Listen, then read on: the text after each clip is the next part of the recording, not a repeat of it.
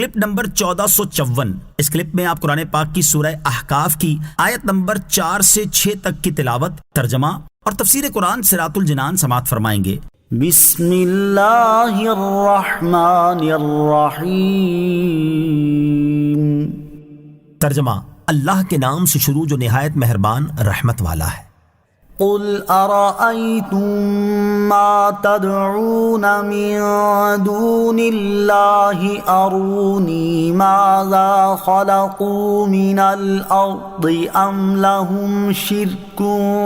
في السماوات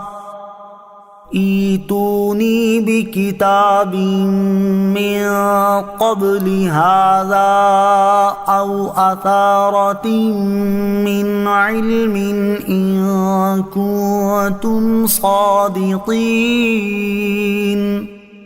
ترجمہ، تم فرماؤ بھلا بتاؤ تو کہ اللہ کے سوا جن کی تم عبادت کرتے ہو مجھے دکھاؤ کہ انہوں نے زمین کا کون سا ذرہ بنایا ہے یا آسمانوں میں ان کا کوئی حصہ ہے۔ میرے پاس اس سے پہلے کی کوئی کتاب یا کچھ بچا کچا علم ہی لے آؤ اگر تم سچے ہو۔ قل ارأیتم، تم فرماؤ بھلا بتاؤ۔ اس آیت میں بتوں وغیرہ کی پوجا کرنے والوں کا رد کرتے ہوئے ارشاد فرمایا گیا کہ اے حبیب صلی اللہ تعالیٰ علیہ وآلہ وسلم، آپ کافروں سے فرما دیں اللہ تعالیٰ کی بجائے جن بتوں وغیرہ کی تم عبادت کرتے ہو اگر وہ حقیقی معبود ہیں تو اس کی دلیل کے طور پر مجھے دکھاؤ کہ انہوں نے زمین کا کون سا ذرہ بنایا ہے یا آسمانوں کو پیدا کرنے میں ان کی اللہ تعالیٰ کے ساتھ کوئی شرکت ہے جس کی وجہ سے تمہیں یہ وہم ہوا کہ یہ معبود ہونے کا کوئی حق رکھتے ہیں۔ اور اگر تم اپنے اس دعوے میں سچے ہو کہ خدا کا کوئی شریک ہے جس کی عبادت کرنے کا اس نے تمہیں حکم دیا ہے تو اس کی دلیل کے طور پر میرے پاس قرآن سے پہلے کی نازل شدہ کوئی کتاب لے آؤ۔ اس سے مراد یہ ہے کہ قرآن مجید توحید کے حق ہونے اور شرک کے باطل ہونے کو بیان فرماتا ہے، اور اس سے پہلے جو کتاب بھی اللہ تعالیٰ کی طرف سے آئی اس میں بھی یہی بیان ہے۔ تو تم اللہ تعالیٰ کی کتابوں میں سے کوئی ایک کتاب تو ایسی لے آؤ جس میں تمہارے دین یعنی بت پرستی کی شہادت ہو، یا اگر تم کتاب نہیں لا سکتے تو کوئی ایسا مستند مضمون ہی لے آؤ جو پہلے لوگوں سے منقول ہوتا چلا آ رہا ہو اور اس میں اس بات کی گواہی موجود ہو کہ تمہارے معبود عبادت کے مستحق ہیں۔ اور جب تمہارے پاس نہ کوئی عقلی دلیل موجود ہے نہ نقلی، تو تم کس بنیاد پر بتوں کی عبادت کرتے ہو؟ وَمَنْ أَضَلُّ مِمَّنْ يَدْعُو مِن دُونِ اللَّهِ مَنْ لَا يَسْتَجِيبُ لَهُ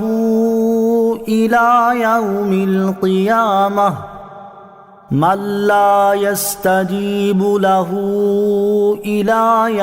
الْقِيَامَةِ وَهُمْ عَنْ دُعَائِهِمْ غَافِلُونَ۔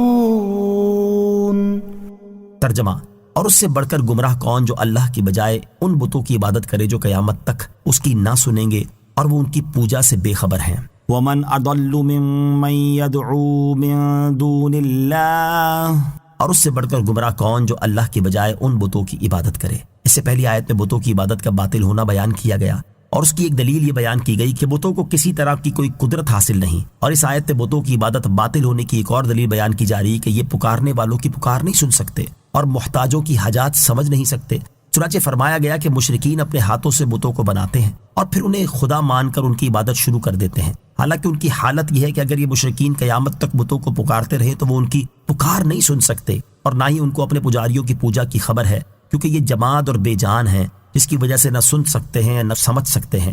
اور اس آدمی سے زیادہ گمراہ اور کوئی نہیں جو اللہ تعالیٰ کو چھوڑ کر عاجز اور بے بس بتوں کی پوجا کرتا ہے اور ان سے ایسی چیزیں مانگتا ہے جو وہ قیامت تک نہیں دے سکتے، نیز جو وہ کہہ رہا ہے اس سے بت غافل ہیں، نہ سنتے ہیں نہ دیکھتے ہیں نہ پکڑتے ہیں، کیونکہ وہ بے جان پتھر ہیں جو بالکل بہرے اور فہم کی صلاحیت سے عاری ہیں۔ وَإِذَا حُشِرَ النَّاسُ كَانُوا لَهُمْ أَعْدَاءً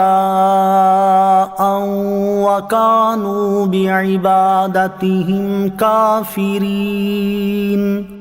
ترجمہ، اور جب لوگوں کا حشر ہوگا تو وہ بت ان کے دشمن ہوں گے اور ان کی عبادت سے منکر ہو جائیں گے۔ وَإِذَا حُشِرَ النَّاسُ، اور جب لوگوں کا حشر ہوگا، یعنی دنیا میں تو بتوں کا حال یہ ہے کہ وہ اپنے پکارنے والوں کی پکار سننے اور سمجھنے کی صلاحیت ہی نہیں رکھتے، اور قیامت کے دن ان کا حال یہ ہوگا کہ اس دن جب قبروں سے نکالنے کے بعد لوگوں کو جمع کیا جائے گا تو وہ بت اپنے پجاریوں کے دشمن ہوں گے اور انہیں نفع کی بجائے نقصان پہنچائیں گے اور ان کی عبادت کا انکار کر دیں گے اور کہیں گے ہم نے انہیں اپنی عبادت کی دعوت نہیں دی، در حقیقت یہ اپنی خواہشوں کے پرستار تھے، یعنی اپنی مرضی سے جس کو چاہا خدا قرار دے دیا اور اس کی پوجا شروع کر دی، تو یہ حقیقت میں اپنی خواہش کی پوجا ہوئی۔